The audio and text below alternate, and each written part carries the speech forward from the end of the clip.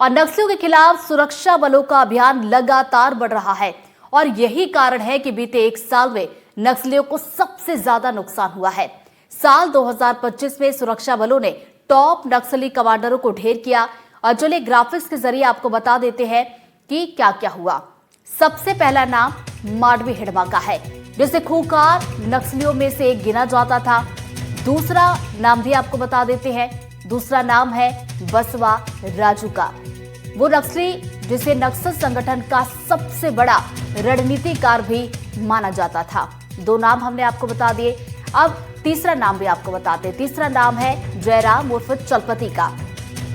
2025 में मारे गए टॉप नक्सली कमांडर का नाम हम आपको बता रहे हैं। तीसरा नाम जयराम उर्फ चलपति का था। वही चौथे नाम की बात की जाए तो चौथा नाम है नक्सली सुधाकर का और अगला नाम नक्सली भास्कर का भी है। इसके अलावा देखिए और भी कई नक्सली हैं, जैसे कि रेणुका खूंखार नक्सली थी, गर्जला रवि नक्सली और इसके अलावा नक्सली मधु उर्फ जंग को 2025 में सुरक्षा बलों ने ढेर कर दिया। तो ग्राफिक्स के जरिए हम आपको बता रहे थे कि कौन कौन से बड़े नक्सली ढेर किए गए। लेकिन देखिए अभी भी कुछ नक्सली हैं जिन पर सुरक्षा बलों की नजर है, जो अभी तक फरार चल रहे हैं। इनके नाम भी आपको बताते हैं ग्राफिक्स के जरिए। पहला नाम है नक्सली देवजी का। देवजी नक्सलियों के डिविजनल कमेटी का मेंबर है। और अब आपको दूसरा नाम भी बता देते हैं। दूसरे नाम की अगर बात की जाए तो नक्सली गणपति का नाम है। इसे नक्सल संगठन में सबसे अनुभवी माना जाता है। तीसरा नाम है नक्सली मिशिर बेसरा का। ये नक्सलियों की ईस्टर्न रीजनल कमेटी का प्लानर है। और वही चौथा नाम है नक्सली पापा राव का। ये नक्सलियों के मिलिट्री विंग से जुड़ा हुआ नाम है। और अब हम आपको छत्तीसगढ़ में हुए बड़े एनकाउंटर को सिलसिलेवार बता देते हैं। तारीख, स्थान, ढेर नक्सलियों की संख्या आखिर क्या रही। देखिए 26 नवंबर 2022 की अगर हम बात करें तो बीजापुर में सुरक्षा बलों ने 4 को ढेर कर दिया। वहीं आगे बढ़ते हैं, अगला आंकड़ा आपको बताते हैं। 16 अप्रैल 2024 को कांकेर में छोटे बेटिया के जंगल में 29 को ढेर किया गया। वहीं देखिए सफलता लगातार मिली है। 2 अप्रैल 2024 को बीजापुर में गंगालूर के मुठभेड़ में 9 नक्सलियों को मार गिराया गया। तो वही 27 मार्च 2024 को बीजापुर में मुठभेड़ हुई और बासागुड़ा में 6 नक्सली ढेर कर दिए गए। इसी तरीके से फरवरी की बात करें तो 7 फरवरी 2024 को बीजापुर में मुठभेड़ हुई, जिसमें जवानों ने 4 नक्सलियों को ढेर किया है। और देखिए आगे बढ़ते हैं, अब आपको बताते हैं 2025 में हुए बड़े एनकाउंटर। इसे भी हम ग्राफिक्स के जरिए समझेंगे। 20 मार्च को बीजापुर और कांकेर में एनकाउंटर हुआ, जिसमें 30 नक्सली ढेर कर दिए गए। 29 मार्च को सुकमा में 17 नक्सलियों का खात्मा हुआ। वही 31 मार्च को दंतेवाड़ा बीजापुर बॉर्डर पर इनामी महिला नक्सली को ढेर कर दिया गया। 12 अप्रैल को दंतेवाड़ा बीजापुर बॉर्डर पर मुठभेड़ हुई, जिसमें 3 नक्सली मार गिराए गए। इसी तरीके से 12 मई की बात की जाए तो 12 मई को करेगुट्टा की पहाड़ी पर 31 नक्सलियों को मार गिराया गया। और इसी महीने 21 मई को अबुझमाड़ में नक्सल कमांडर बसवराजू समेत 28 को ढेर किया गया। अगले महीने जून की बात की जाए तो 5 जून को सेटल कमेटी मेंबर सुधाकर उर्फ गौतम का खात्मा किया गया और 6 जून को बीजापुर एनकाउंटर हुआ और तेलंगाना स्टेट कमेटी का सदस्य इसमें ढेर कर दिया गया। 7 जून को मुठभेड़ में 5 नक्सली मारे गए। 5 जुलाई को बीजापुर में 1 नक्सली की मौत हुई। वही इसी महीने 18 जुलाई को नारायणपुर में भी एनकाउंटर हुआ, जिसमें 6 नक्सलियों को ढेर कर दिया गया। और इसी महीने देखिए और भी सफलता मिली है। 27 जुलाई को बीजापुर के गंगालूर में 4 इनामी नक्सली मारे गए। 29 जुलाई को सुकमा एनकाउंटर में एक और नक्सली ढेर किया गया। वही अब आ जाते हैं अगस्त पर। 6 अगस्त को बीजापुर में मुठभेड़ हुई, जिसमें 1 नक्सली को मार गिराया गया। 10 सितंबर को कांकेर में 8 लाख के इनामी नक्सली मासा को ढेर कर दिया गया।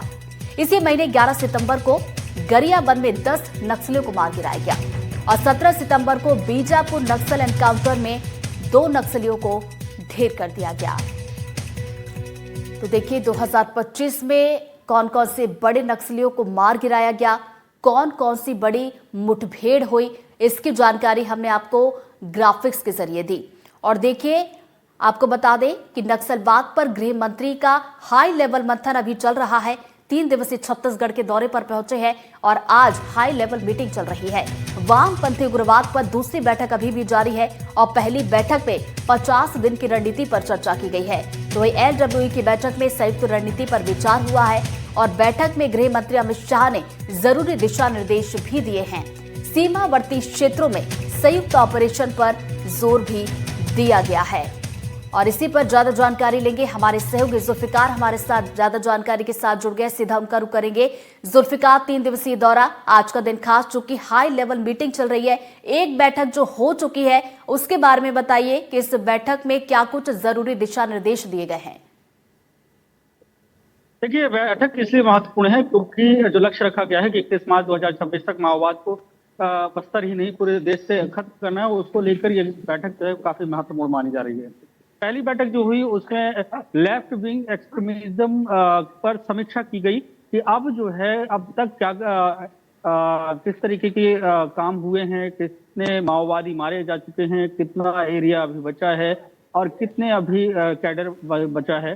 तो उसकी समीक्षा की गई क्योंकि उस बात को लेकर समीक्षा की जा रही है कि 50 दिन बचे हैं और इन 50 दिनों में जो लक्ष्य रखा गया है वो कितना पूरा हो चुका है। हालांकि इसके पहले अगर बात करें तो इस बात की चर्चाएं होने लगी थी कि छत्तीसगढ़ से 85% माओवाद खत्म हो चुका है, सिर्फ 15% में ही माओवादिस्ट गतिविधियां बची हैं। तो उस लिहाज से ये बैठक जो है काफी इम्पोर्टेंट हो जाती है और अब जो है दूसरी बैठक यहाँ पर शुरू हो चुकी है। दूसरी बैठक में अगले 50 दिनों की रणनीति क्या होगी, जो पुरानी रणनीति थी उसमें कुछ फेरबदल किया जाए और उसे एग्रेसिवली किया जाए, या फिर जो पुनर्वास नीति है छत्तीसगढ़ सरकार की उसमें कुछ और भी बदलाव किए जा सकते हैं क्या, कि ताकि जितने माओवादी बचे हैं वो माओवादी पुनर्वास का रास्ता अपनाएं और विकास समाज की मुख्य धारा से जुड़ें। तो इस विषय पर यहाँ पर चर्चा चल रही है, जिसमें केंद्रीय गृह मंत्री अमित शाह की अध्यक्षता में यह बैठक है। छत्तीसगढ़ के मुख्यमंत्री हैं, उप मुख्यमंत्री विजय शर्मा हैं, इसके साथ सुरक्षा बलों के से जुड़े हुए आला अधिकारी जो हैं इस बैठक में हैं। छत्तीसगढ़ है, उड़ीसा है, तेलंगाना है, महाराष्ट्र है और मध्य प्रदेश है। इन जगहों के जो DGP हैं वो भी इस बैठक में शामिल हैं। IB के जो इंटेलिजेंस से जुड़े हुए आला अधिकारी हैं वो इस बैठक में शामिल हैं। तो कुल मिलाकर ये बैठक जो है काफी महत्वपूर्ण है। जैसे विजय शर्मा, उप मुख्यमंत्री छत्तीसगढ़ सरकार, उन्होंने कहा था कि संभवतः ये आखिरी बैठक, इतनी बड़ी बैठक हो रही है माओवाद की खत्म होने की घोषणा के पहले, क्योंकि 31 मार्च का समय निर्धारित किया गया है, आज 8 तारीख हो गई है। ऐसे में अगर देखें तो 50 से 51 दिन ही बचते हैं। तो इन 50 दिनों की जो कार्य योजना है उस पर चर्चा होनी है, उस पर रणनीति बननी है और कुछ निर्णय इस बैठक के जरिए लिए जा सकते हैं कि आने वाले समय में एंटी नक्सल ऑपरेशन किस गति से होगा और जो पुनर्वास करने वाले माओवादी हैं उन्हें किस तरीके से मुख्य धारा से जोड़ा जाएगा। जी जुल्फिकार, जाहिर सी बात है कि बैठक जिस तरीके से लगातार हो रही है, एक बैठक जो हो चुकी है जिसकी चर्चा आपने की, दूसरी बैठक अभी जारी है और कितनी बैठकें आज देखने को मिलेगी, साथ ही साथ इस बारे में भी विस्तार से बताइएगा। जैसा कि बैठक में कहा गया है कि जो संयुक्त ऑपरेशन है उस पर भी जोर दिया जाए।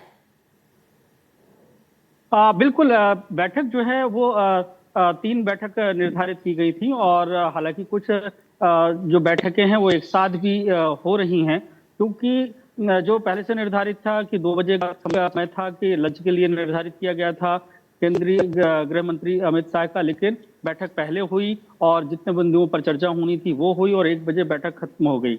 और इसके बाद जो है अभी जो बैठक चल रही है, इस बैठक के खत्म होने के बाद एक कार्यक्रम है और द ऑर्गेनाइजर का, ये कार्यक्रम है द शिफ्टिंग लेंस।